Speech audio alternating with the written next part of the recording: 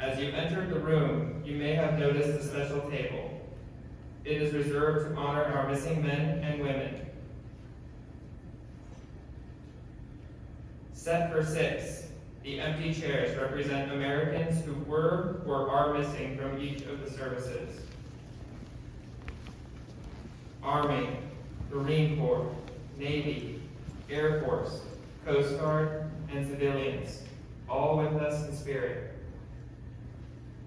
Some here were very young or not yet born when the Vietnam War began. However, all Americans should never forget the brave men and women who answered our nation's call and served the cause of freedom in a special way. Let me explain the meaning of this table, and then join me for a moment of silent prayer. The table is round to show our everlasting concern. The cloth is white, symbolizing the purity of their motives when answering the call to serve. The single red rose reminds us of the lives of these Americans and their loved ones and friends who keep the faith while seeking answers. The yellow ribbon symbolizes our continued uncertainty, hope for their return, and determination to account for them. A slice of lemon reminds us of their bitter fate captured and missing in foreign land. A pinch of salt symbolizes the tears of our missing and their families, who long for answers after decades of uncertainty. The lighted candle reflects our hope for their return, alive or dead. The glass is inverted to symbolize their inability to share a toast. The chairs are empty. They are missing. Let us now pause to honor America's prisoners of war and missing in action, to the success of our efforts to account for them, and to the safety of all now serving our nation.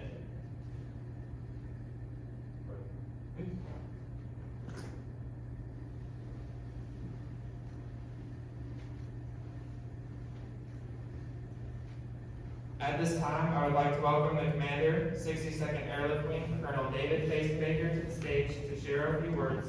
Sir, the floor is yours.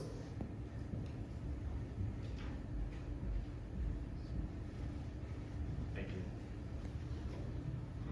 First, just like to say good morning to everybody who took the opportunity to be here today. Colonel Hall, thanks for being here. Chief Clark, Colonel Ryan, Chief Johnson, Colonel Worth, thank you guys for being here. Squadron commanders, first sergeants, everybody who took the time out. Really, really appreciate you taking some time this morning to spend with us as we open this week for our POW remembrance. You know, we're here for a remembrance thing, and I can't think of a better way to honor those prisoners of war and missing in action than a great rendition of our national anthem. And so, unfortunately for Holly, I get to come to a lot of these, and she sometimes sneaks out the back, and I never get the opportunity to really thank her in person. So Holly, I've listened to you sing the national anthem a lot of times here in my time at Joint Base McChord and the other parts of my assignments here. Nobody does it better than you. And so thank you for what you've done here this morning and what you do with us for us every time. So thanks. You can applaud.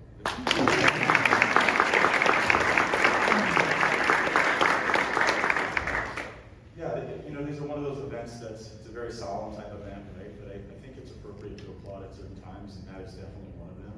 Because you know, she does a great job with this, and our chaplain did an amazing job with our invocation as well. And those are important things as we go through this week and we remember the things that we're doing. So again, good morning. I'd just like to thank you for attending this morning as we begin the week's events to honor our nation's prisoners of war and missing in action. Today, we remember. We remember more than 81,000 POWs and MIAs. We honor and remember them by sharing their stories. Stories passed on to ensure these brave men and women are never forgotten. We honor them by pausing our normal lives this week and recognizing this week as it culminates in POW MIA Remembrance Day on Friday. This year's events features many different events across the installation in the local area. So a motorcycle ride, 24-hour run on the track, and finally a wreath laying coming up this Friday. And Colonel Hall will be hosting the closing ceremony, so thank you for doing that. Thank you for being here, and I hope you'll be able to take part in some of those events that the Air Force Sergeants Association, the POWMI Event Planning Committee have worked so hard in the last few months, each one providing an opportunity for us to remember. As many of you know, McChord Field shares a deep heritage and connection with our nation's POWs and MIAs. In 1973, it was McChord C-141s that airlifted the first 40 POWs from Hanoi during Operation Homecoming. In the months that followed, McChord Airmen assisted in repatriating almost 600 American POWs, including Captain Floyd James Thompson, the world's longest held prisoner of war, and former Senator John McCain. Late November of 1999, again, McChord crews, this time flying C-17, flew to North Korea, Thailand, and Vietnam to repatriate the remains of 11 American service members, returning them home and providing much needed closure for their families. However, there are still thousands of American families who patiently await the return of their loved ones, still wondering about the ultimate fate of their family. Our nation continues to work to bring these heroes home. We do this knowing we will never forget their sacrifice, and also that the intent to uphold that solemn promise we gave. Our history is filled with tremendous stories of heroism. These stories usually begin with the execution of critical missions, include brave airmen who, knowing all the risks, raise their hand to defend freedom. The very freedom that would be taken away from these heroes for an unknown amount of time. Some of these stories end with them being reunited with their loved ones. Some of them do not. And yet still others continue to wait for their stories to end. I asked you this week to go find out some of these stories, both the well-known and the less familiar. Stories about Colonel Carlisle Smitty Harris, an F-105 pilot and Vietnam POW credited with bringing the TAPCO to the Hanoi Hilton. A story that includes his wife Louise, their 2 young daughters, and now includes a grandson who is proudly serving as an Air Force pilot.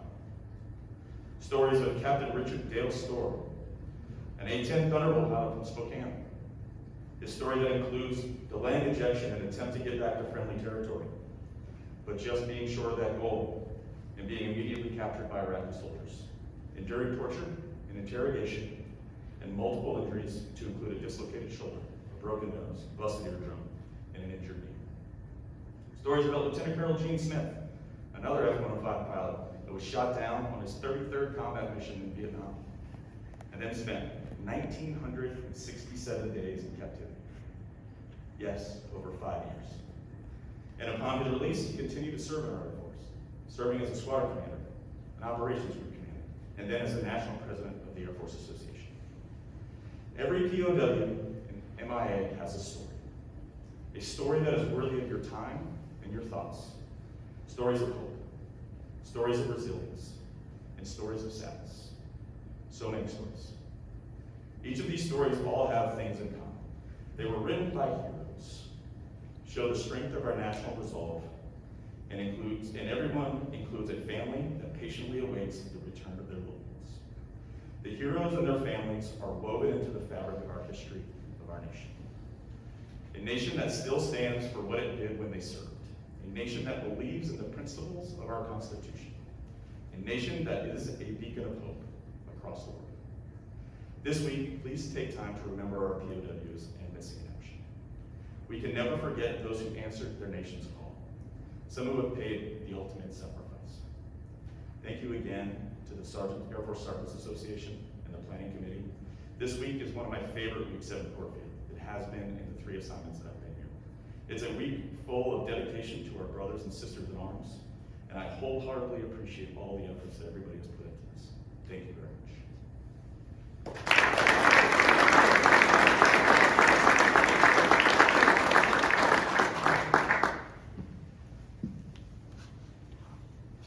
Thank you, Colonel Pacemaker.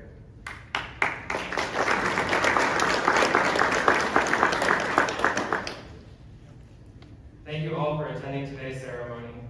This annual remembrance to our prisoners of war and missing in action is important, and your attendance proves that their sacrifices were not in vain. We would also like to thank the hard work and efforts of the entire POW MIA Remembrance Week Committee.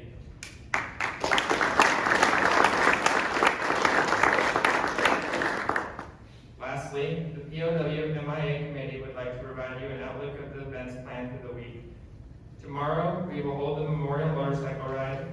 Wednesday will be the start of the 24-hour vigil run. and Friday will be the annual wreath laying ceremony.